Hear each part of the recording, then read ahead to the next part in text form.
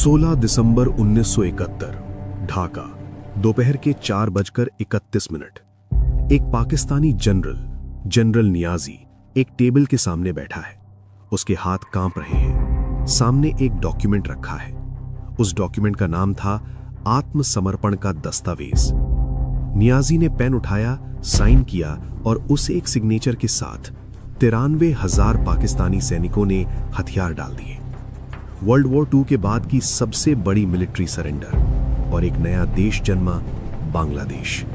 लेकिन ये स्टोरी सिर्फ 13 दिनों की नहीं है। ये स्टोरी उस कॉन्वर्सेशन की है जो अप्रैल 1971 में इंदिरा गांधी और सैम मानेकशॉ के बीच हुई, जब एक आर्मी चीफ ने अपनी प्राइम मिनिस्टर को सीधे मना कर दिया, अपनी कुर्सी की परवाह किए बिना।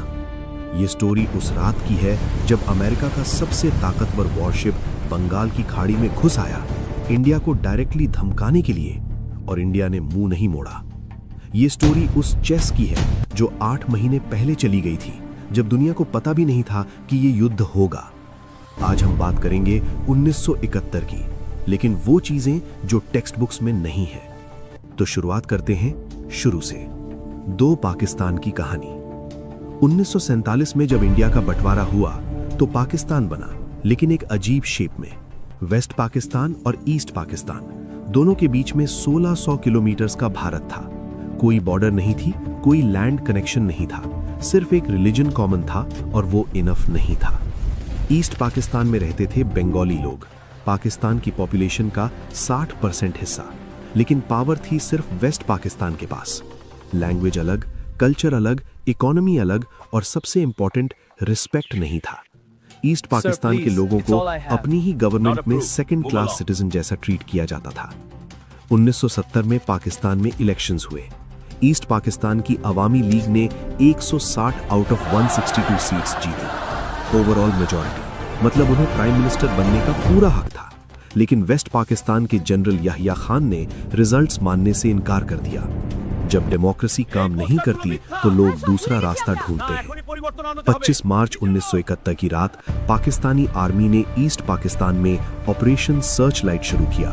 बंगाली सिविलियंस पर, बंगाली इंटेलेक्चुअल्स पर, बंगाली स्टूडेंट्स पर। हिस्टोरियंस इसे जेनोसाइड कहते हैं। लाखों लोग मारे गए और 10 करोड़ लोग बॉर्डर पार करके इंडिया में आ गए। इंडिया के लिए ये सिर्फ ह्यूमैनिटेरियन क्राइसिस नहीं था, ये एक आर्थिक बोझ था, एक सिक्योरिटी थ्रेट था और एक अपॉर्चुनिटी भी था। वो कॉन्वर्सेशन जो हिस्ट्री बदल गई। अप्रैल 1971, इंदिरा गांधी ने एक कैबिनेट मीटिंग बुलाई। सैम मानेकशॉ को बुलाया गया और डायरेक्टली पूछा गया, क्या हम अभी पाकिस्तान पर अटैक कर सकते हैं? अब इमेजिन करो, प्राइम मिनिस्टर ऑफ इंडिया तुमसे डायरेक्टली पूछ रही है। कैबिनेट मिनिस्टर्स बैठे हैं, सब एक्सपेक्ट कर रहे हैं कि आर्मी चीफ हाँ बोलेगा। सैम मानेकशॉ ने कहा नहीं। उन्होंने कहा, प्राइम मिनिस्टर, अगर आप अभी मुझे ऑर्डर करती हैं तो मैं जाऊंगा, लेकिन मैं गारंटी नहीं दे सकता कि हम जीतेंगे। मेरे टैंक्स रेडी नहीं हैं, मेरी इन्फेंट्री डिविजन्स कहीं और डिप्लॉयड हैं, मॉनसून आने वाला है, ईस्ट पाकिस्तान में बाढ़ होगी और टैंक्स मूव नहीं कर पाएंगे। इंदिरा गांधी गुस्से में थी। ये वो प्राइम मिनिस्टर थीं जिनकी आवाज में स्टील था। उन्होंने पूछा, तो आप क्या चाहते हैं?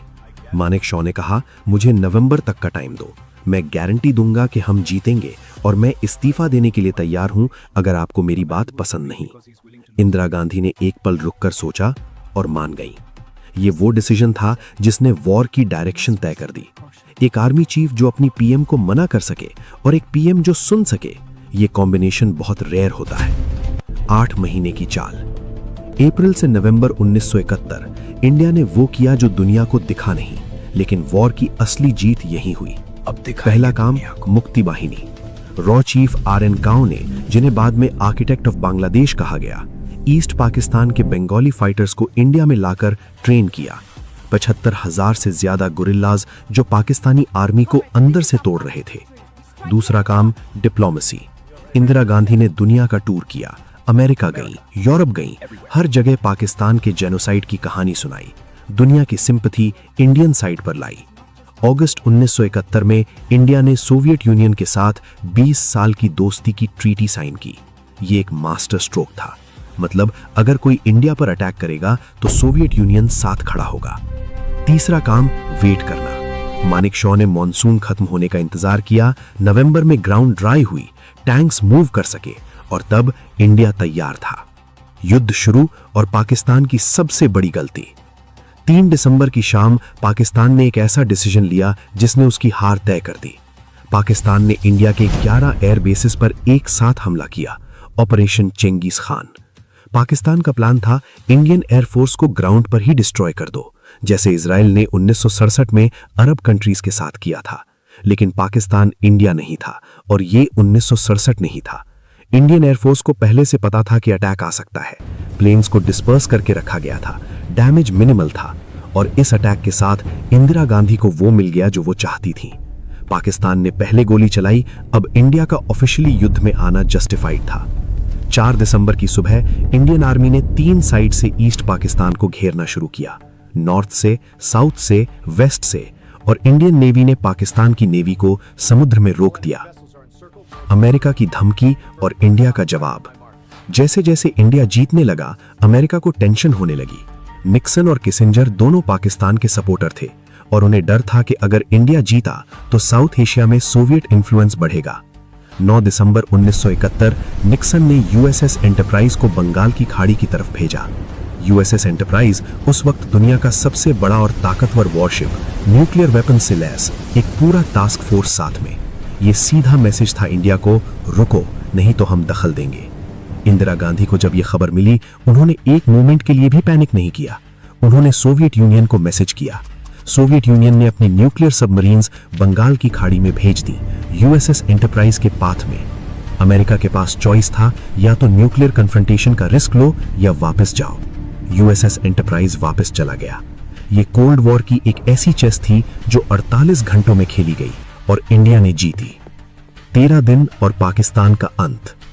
इंडियन आर्मी का एक ही टारगेट था, ढाका।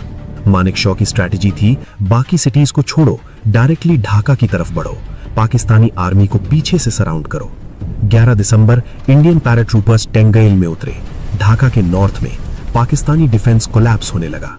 पाकिस्तानी जनरल नियाजी को समझ आ गया, ये लड़ाई जीती नहीं जा सकती। ढाका चारों तरफ से घिर चुकी थी। 15 दिसंबर की रात नियाजी ने इंडिया के सामने सरेंडर का रिक्वेस्ट भेजा। 16 दिसंबर दोपहर 4:31 वही सीन जो हमने शुरुआत में देखा।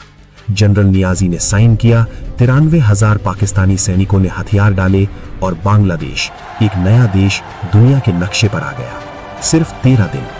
वर्ल्ड वॉर 2 के बाद की सबसे बड़ी मिलिट्री सरेंडर, और इंडिया ने ये करवाई थी। जीत के बाद जब ये खबर इंडिया में पहुंची, पूरा देश जश्न में था। पार्लियामेंट में ऑपोजिशन लीडर अटल बिहारी वाजपेयी ने खड़े होकर इंदिरा गांधी को दुर्गा कहा, वो गॉडेस जो बुराई का नाश करती है।